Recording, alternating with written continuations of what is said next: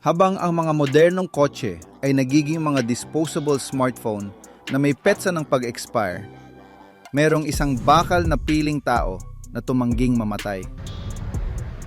Sa 2026, ang tunay na kalayaan ay hindi isang screen. Ito ay isang mekaniko na hindi nakasalalay sa mga algorithm o marupok na sensor. Ang 13 nakaligtas na ito ay ginawa gamit ang analog over-engineering upang mapahiya ang oras at limot. Hindi sila mga piraso ng museo. Ang mga ito ay mga makina ng digmaan na idinisenyo upang tumagal ng isang siglo. Kalimutan ang plastic. Ipinagdiriwang natin ngayon ang tagumpay ng walang hanggang bakal. Magsimula na tayo. Numero 13. Chevrolet Chevelle SS, Labinsiam, Naran at Pitumpu. Kung ang isa ay kailangang pumili ng isang solong sasakyan upang kumatawan sa nakapaloob na galit at kaluwalhatian ng kalamnan ng Amerikano, ang Chevrolet Chevelle Super Sport ng 1,970 ay ang hindi mapag-aalinlanganan na kandidato. Ito ay hindi isang kotse na naghahanap ng subtlety. Ito ay isang deklarasyon ng digmaan laban sa katamtaman at kahinaan. Itinayo sa kasagsagan ng digmaan ng lakas kabayo, ang Chevelle SS ay sumasagisag sa pilosopiya ng sobrang laki ng konstruksyon. Ang perimeter frame chassis nito ay isang istruktura ng bakal na napakalaki, na nabibigay ito ng isang halos hindi masisira na base para sa isa sa mga pinakamaalamat na makina sa kasaysayan, ang Big Block 454. Ang makina na ito ay hindi dinisenyo upang maging matipid sa gasolina. Ito ay dinisenyo upang ilipat ang mga bundok. Gamit ang isang cast iron block na mukhang isang bagay mula sa isang pandayan ng lokomotibo, ang 454 ay naghahatid ng metalikang kwintas na napakalaki na may kakayahang i-deform ang aspalto sa ilalim ng mga gulong ito. Ano ang gumagawa ng sasakyang ito na mabuhay ng higit pa sa mga may-ari nito sa 2026? Ay ang radical na pagiging simple ng powertrain nito. Walang mga computer upang pamahalaan ang halo ng hangin gasolina. Lamang ng isang 4 na lalamunan carburetor na tumutugon ng direkta sa presyon ng iyong kanang paa.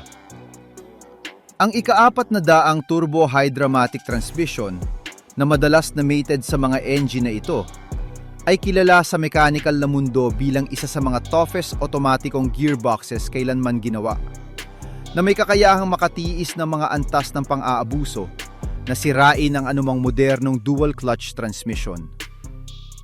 Ang Chevelle ng 1,970 ay isang makina ng metal at lakas na may pangunahing pagpapanatili ay maaring gumana sa loob ng maraming siglo. Ang halaga nito sa merkado ngayon ay hindi lamang dahil sa kahangahangang estetika nito, kundi pati na rin sa katiyakan na ito ay isang piraso ng engineering na hindi nakakaalam ng pagkaluma nito. Ito ang higanting aspalto na tumangging tumatanda, na nagpapaalala sa atin na ang tunay na kapangyarihan ay hindi nangangailangan ng mga kawad, bakal lamang at determinasyon. Numero 12. Volkswagen Beetle Type 1. Sa kabaligtaran na dulo ng spektrum ng kalamnan ng Amerikano, ngunit nagbabahagi ng parehong DNA ng immortalidad, ay ang Volkswagen Type 1, na kilala sa buong mundo bilang Beetle. Ang makina na ito ay buhay na patunay na ang mechanical na pagiging simple ay ang pinakamahusay na siguro sa buhay para sa isang technical na bagay. Orihinal na idinisenyo upang maging kotse ng mga tao, ang kahabaan ng buhay nito ay namamalagi sa isang arkitektura na ganap na nag-aalis ng pinakakaraniwang mga punto ng pagkabigo sa industriya ng automotive. Ang Beetle ay walang radiator, walang water pump, at walang cooling hoses na maaring pumutok sa hindi bababa sa tamang sandali. Ang air-cooled na 4 na silindro na makina ay isang obra maestra ng disenyo ng ekonomiya.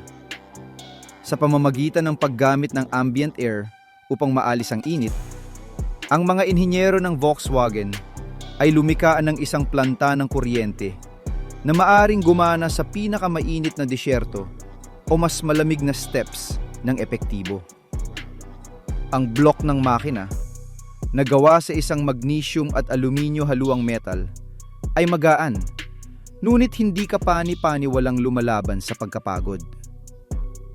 Ano ang gumagawa ng Beetle na isang pandaigdigang kababalahan sa 2026 ay ang kabuuang kakayahang ayusin ito. Ito ay isang kotse na maaring halos ganap na i-disassemble gamit ang isang hanay ng mga pangunahing susi at isang distornilyador. Ang disenyo nito ay napaka-logical na pinapayagan nito kahit na ang isang taong may kaunting kaalaman sa mekanika na panatilihin itong tumatakbo ng walang hanggan. Ang center deck chassis ay isang selyadong istruktura na pinoprotektahan ang mahahalagang bahagi mula sa kaagnasan sa paraang kakaunti lamang ang mga modernong kotse na maaring tumugma. Numero 11. Porsche Siam na raan at 11 karera air oil. Ang katumpakan ng Aleman ay umabot sa maximum na pagpapahayag nito sa Porsche Siam na raan at 11, partikular sa mga henerasyon na pinalamig ng hangin at langis na nagtapos sa modelo Siam na 3.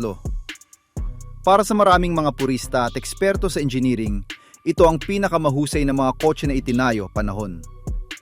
Ang dahilan ay hindi lamang ang pagganap nito sa track, kundi ang halos pathological na pagkahumaling ng Porsche sa kalidad ng pagbuo. Ang bawat bahagi ng isang klasikong Siam na raan 11 ay ginawa mula sa mga materyales na aerospace grade at nakatune sa mga tolerance na gagawing maputla ang isang Swiss watchmaker kung ihahambing. Ang 6 na silindro na boxer engine ay isang kamangha-mangha ng thermal engineering.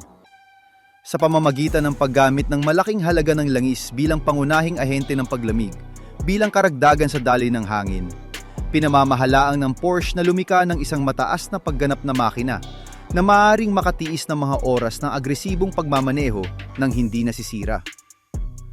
Ang tibay ng mga makina na ito ay tulad na hindi bihira na makita ang mga unit na may 400,000 kilometro na nagpapanatili pa rin ng orihinal na compression sa kanilang mga silindro.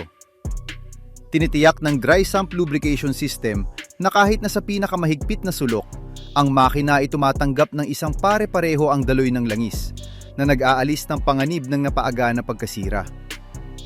Ang katawan ng ika-19 na siglo ay isa pang halimbawa ng nakaplanong mahabang buhay. Mula sa kalagitnaan ng dekada ng 1970, ang Porsche ay isa sa mga unang tagagawa na gumamit ng ganap na galvanized steel sa mga katawan nito, na nagbibigay sa mga sasakyang ito ng maalamat na kalawang na paglaban. Sa 2026, ang pagmamaneho ng 711 karera ng analog era ay isang karanasan ng walang kapantay na teknikal na kadalisayan. Walang touchscreen na makagambala sa iyo, ang tunog lamang ng paglamig ng fan at ang telepathic na tugon ng isang manibela na nakikipag-usap sa bawat kakulangan sa kalsada. Ito ay isang pamumuhunan sa precision engineering na hindi nag-expire. Isang makina na idinisenyo upang tangkilikin ng maraming henerasyon ng mga driver na pinahahalagahan ng kahusayan kaysa sa fashion. Bilang 10, Plymouth Barracuda 11 Siam na 171. Pagsasasara ng block na ito ng mga higante, natagpuan namin ang isa sa mga bihirang at pinakaninanais na piraso ng pagkolekta ng automotive, ang Plymouth Barracuda, mula 1971. Kung ang Chevelle ay malupit na puwersa, ang Barracuda ay ang pagiging sopistikado ng kapangyarihan.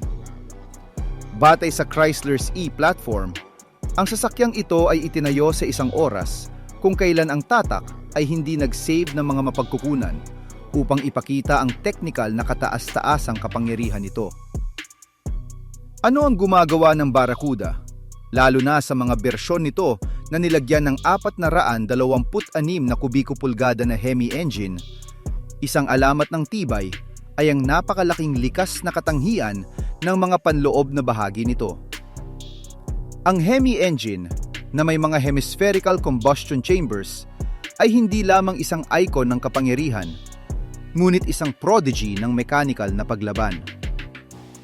Orihinal na idinisenyo para sa kompetisyon, ang makina na ito ay nagtatampok ng isang makapal na pader na bakal na block at isang huwad na bakal na crankshaft na maaaring makatiis ng mga panloob na presyon na sisirain ang mga modernong aluminyo engine sa loob ng ilang segundo. Ang torsion bar front suspension system ng Chrysler ay isa pang pangunahing elemento. Ito ay isang napakalakas na disenyo na nag-aalok ng higit na mataas na tibay sa tradisyonal na coil springs, lalo na pagdating sa paghawak ng bigat ng isang big block engine. Ang 1,971 taong gulang na Barracuda na may natatanging fender grills at agresibong paninindigan ay isang makina na sumasalungat sa paglipas ng panahon, kapwa aesthetically at mechanically. Dahil sa kanilang mababang produksyon at ang kalidad ng mga materyales na ginamit sa kanilang paggawa, ang mga kotse na ito ay nawala mula sa pagiging simpleng paraan ng transportasyon sa pagiging lubos na ligtas na mga pinansyal na asset. Ngunit lampas sa halaga ng pananalapi nito, ang Barracuda ay kumakatawan sa rurok ng isang panahon kung kailan ang bakal ng Amerika ay ang hindi mapag-aalinlanganan na hari. Sa 2026, ang pagtingin sa isang Barracuda na gumulong sa kalsada ay isang paalala na kapag itinayo ng walang takot sa labis at may ganap na paggalang sa integridad ng metal, ang resulta ay isang alamat na hindi titigil sa pag-ungol. Numero 9, Datsun 240Z. Noong huling bahagi ng dekada ng 1960, ang industriya ng auto ng US ay tumingin ng may pag-aalinlangan sa mga pag-import ng Hapon, na nakikita ang mga ito bilang mga matipid na sasakyan, ngunit kulang sa kaluluwa o tibay. Ang lahat ng iyon ay nagbago ng radikal sa pagdating ng Datsun 240Z. Hindi lamang ang sasakyan nito ay isang bestseller, ngunit ito ay naging samurai na nagturo sa isang buong kontinente ng isang pangunahing aralin tungkol sa tibay. Ang talino ng 240Z ay namamalagi sa L-series engine nito, isang inline na 6 na silindro na, para sa maraming mga eksperto, isa sa pinakamalakas na block na dinisenyo. Inspirasyon sa bahagi ng mga disenyo ng Mercedes-Benz noong panahong yon, ang makina na ito ay nagtatampok ng isang aluminyo na ulo ng silindro at isang cast iron block na halos hindi masisira. Ang chain-driven, sa halip na belt-driven valvula trend system, ay nag-aalis ng isa sa mga pinaka-critical na punto ng pagkabigo sa sports engine. Sa 2026, ang mga mahilig ay namangha pa rin sa kadalian kung saan ang mga makina na ito ay muling nabuhay pagkatapos ng maraming taon ng kapabayaan. Ang pagiging simple ng kambal na Hitachi carburetors nito ay nagbibigay daan para sa pinong pag-tune na nagbibigay ng gantimpala sa may-ari ng mechanical na pagiging maaasahan na hindi maaring gayahin ng mga modernong kotse. Bilang karagdagan, ang monocoque chassis ng Datsun ay dinisenya na may katigasan ng istruktura na pinapayagan itong sumipsip ng mga irregularidad ng pinakahinihingi ng mga kalsada nang hindi nagdeporma. Hindi lamang ang kotse na ito ay nag-aalok ng pagganap ng isang mataas na gasto sa European sports car, ngunit ginawa ito sa pangako na may regular na pagbabago ng langis at isang minimum na pansin, magpapatuloy itong gumanap sa loob ng kalahating siglo. Ang 240Z ay patunay na ang katumpakan ng Hapon ay hindi lamang isang bagay ng kahusayan, ngunit isang pilosopya ng teknikal na kaligtasan ng buhay na pinapanatili itong isang higante ng aspalto hanggang ngayon. Numero 8, Jeep CJ5. Kung merong isang sasakyan na sumasagisag sa ideya na ang kalooban ng tao ay maaring mapagtagumpayan ng anumang mechanical na balakid, ito ay ang Jeep CJ5.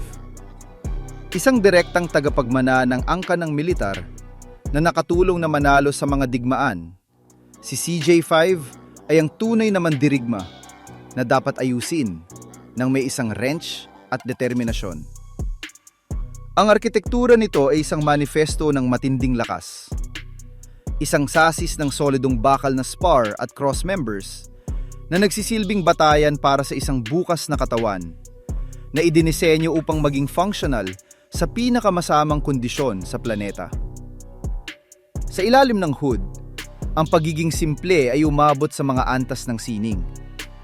Ang mga makina na ginamit sa CJ5 tulad ng maalamat na F-head Hurricane o mamaya ang AMC-sourced 6 na silindro ay mga planta ng kuryente na idinisenyo upang gumana sa mababang kalidad na gasolina at sa mga kapaligiran kung saan ang profesional na pagpapanatili ay hindi umiiral.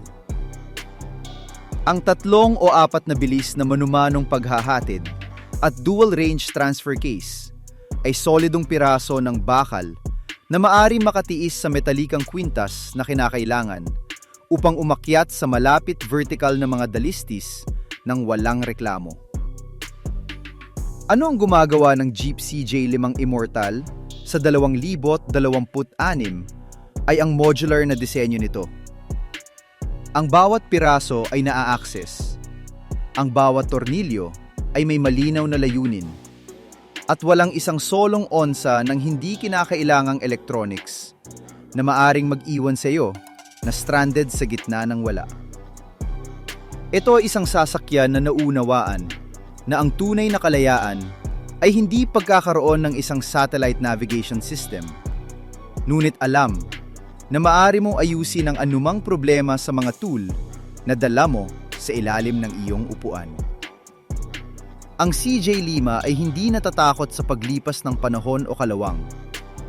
Ito ay isang makina na mas komportable sa putik at bato kaysa sa garahe ng isang kolektor, na nagpapatunay na ang tibay ay ang pinakadalisay na anyo ng pagiging sopistikado. Numero 7. BMW E30. Ang inhinyeriyang Aleman ng dekada 80 ay umabot sa isang perpektong punto ng balanse sa serye ng BMW na 3. Partikular ang modelo na kilala bilang E30. Ang sasakyang ito ay ang sport sedan na tumangging mamatay, at ang reputasyon nito ay itinayo sa isang kalidad ng pagbuo na ngayon ay tila isang malayong panaginip. Hindi tulad ng kasalukuyang mga modelo kung saan ang plastic at electronics ay nanghihibabaw sa engine bay. Ang E30 ay isang santuwaryo ng metal at luhikal na disenyo. Ang M20 at M40 series engine ay kilala sa kanilang kakayahang maglakbay ng daan-daang libong milya nang hindi nangangailangan ng isang pangunahing muling pagtatayo. Ang sikreto sa kahabaan ng buhay nito ay namamalagi sa kalidad ng mga haluang metal na ginamit sa block at cylinder head, pati na rin ang isang napakalaking sistema ng paglamig na pumipigil sa mga pagkabigo sa sobrang pag-init. Ang loob ng E30 ay isang halimbawa ng ergonomics at tibay. Ang dashboard at mga materyales sa upuan ay pinili upang makatiis ng mga dekada ng pagkakalantad sa araw at pang-araw-araw na paggamit nang hindi basag o nawawala ang kanilang hugis. Ngunit kung ano ang talagang tumutukoy sa E30 sa 2026 ay ang analog driving dynamics nito. Ang koneksyon sa pagitan ng driver, manibela at aspalto ay direkta, na walang mga digital na filter upang baluktot ang karanasan. Ang kanilang sasis ay napaka-balance at ang kanilang mga bahagi ng suspensyon ay napakalakas na. Kahit na pagkatapos ng 40 taon, ang mga kotse na ito ay pa rin ang ginustong batayan para sa mga proyekto sa pagpapanumbalik at karera. Ang BMW E30 ay hindi lamang isang marangyang kotse mula sa nakaraan. Ito ay isang precision tool na binuo na may layuning maging huling sedan na kailangang bilhin ng may-ari nito. Ang kaligtasan ng buhay nito ay isang testamento sa isang panahon kung kailan sineseryoso ng tatak ng Munich ang moto ng pagbuo ng tunay na makina sa pagmamaneho. Numero 6. Dodge Charger, siyam na 69. Kapag pinag-uusapan natin ang tungkol sa presensya, kapangyarihan at isang kakayahang makaligtas na hangganan sa supernatural, ang Dodge Charger RT mula 1969 ay sumasakop sa isang pribilehiyong lugar. Ito ang demonyo ng Detroit, isang masa ng bakal na tila na buo sa mismong apoy ng underworld upang makaligtas sa anumang pag-uusig. Ang Charger ay hindi lamang isang magandang muka sa popular na kultura. Siya ay isang prodigy ng brute force engineering. Ang pinagisang istruktura ng katawan nito ay isa sa mga pinaka-advanced sa oras nito, na nagbibigay ng katigasan na nagpapahintulot sa kotse na hawakan ang nagwawasak na kapangyarihan ng mga V8 engine nito nang walang pag-ikot. Ang 440 Magnum engine o ang alamat na 426 na Hemi ang mga puso na nagbibigay buhay sa hayop na ito. Ang mga makina na ito ay hindi maselan.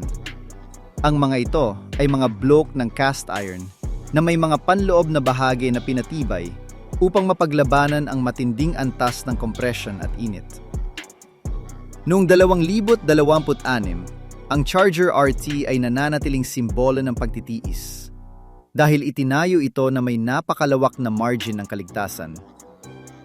Ang bawat ehe, bawat tindig, at bawat gear sa torque-fly transmission ay idinisenyo upang abusuhin sa mga track ng quarter mile at patuloy na tumakbo sa susunod na araw upang makapasok sa trabaho. Ang naka-streamline na disenyo nito, na may nakatagong grill at mga linya ng bote ng Coca-Cola, ay hindi lamang iconic, ngunit tumutulong na patatagin ang halos 2 toneladang tangke na ito sa mataas na bilis. Ang Charger ng 1969 ay hindi hinihimok. Ito ay kontrolado. Ito ay isang makina na naguutos ng paggalang at gantimpalaan ang may-ari nito ng isang mechanical na katapatan na kakaunti lamang ang mga modernong kotse na maaring tumugma. Ito ang higante na nakaligtas sa mga uso, krisis sa gasolina at pagbabago ng paradigma na nananatiling ganap na hari ng kalsada. Numero 5. Pontiac GTO Labinsiam na Dan at 64. Dumating kami sa pinagmulan ng lahat ng ito. Sa punto kung saan ang kultura ng automotive ay nagbago magpakailanman. Ang Pontiac GTO ng 1964. Nagkakaisang kinikilala bilang ama ng mga kotse ng kalamnan, ang GTO ay hindi lamang nag-imbento ng isang segment. Itinakda nito ang mga patakaran para sa kung ano ang isang high-performance na kotse ay dapat na tumagal magpakailanman. Ang formula ay simple, ngunit napakatalino. Kumuha ng isang medium-sized chassis at ilagay ang pinakamalaki at pinakamalakas na engine na mayroon sila. Ang resulta ay isang sasakyan na may power-to-weight ratio na sumalungat sa lohika ng oras. Ang 389 na engine na may pagpipilian sa tri-power na kinabibilangan ng 32 bariles na carburetor ay naging pamantayan ng ginto ng kapangyarihan ng Amerika. Ang tibay ng GTO ay namamalagi sa katotohanan na ang lahat ng mga bahagi ng powertrain nito ay kinuha mula sa mas mabibigat at pang-industriya na mga sasakyan na nangangahulugang sa isang mas magaan na kotse tulad ng Le Mans. Ang mga sangkap na ito ay gumagana ng may kaunting stress. Ang likuran na kaugalian at mga axle ay idinisenyo upang ilipat ang mga truck ng kargamento na ginagawang halos hindi masira ang mga ito sa paggamit ng kalye. Sa 2026, Ang pagmamayari ng isang GTO ng 1,900 at 64 ay pagmamayari ng isang fragment ng kasaysayan na gumagana pa rin ng may parehong kagyat na kagyat tulad ng araw na ito ay gumulong sa linya ng pagpupulong.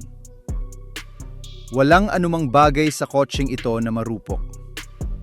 Mula sa solidong metal na hawakan ng pinto hanggang sa mga switch ng dashboard, ang lahat ay parang itinayo upang tumagal ng 1 milenyo. Ipinaalala sa atin ng GTO na ang pagbabago ay hindi palaging nangangailangan ng mga bagong teknolohiya. Ngunit, ang lakas ng loob na ilapat ang umiiral na lakas sa mga revolusyonaryong paraan. Siya ang ninuno ng isang angkan ng mga mandirigma ng aspalto na makalipas ang mga dekada ay nananatiling ideal ng mechanical na pagiging perpekto at simbuyo ng damdamin para sa dalisay na pagmamaneho. Numero 4. Land Rover Series 2A. Ang Land Rover Series 2A ay kumakatawan sa rorok ng pagtitiis ng British sa mga kondisyon kung saan ang anumang iba pang metal ay sumuko sa kalikasan. Inilunsad noong dekada 1960 ang sasakyan ito ay isang aralin sa kaligtasan batay sa kombinasyon ng aluminyo at bakal laban sa kasaysayan ng kaagnasan.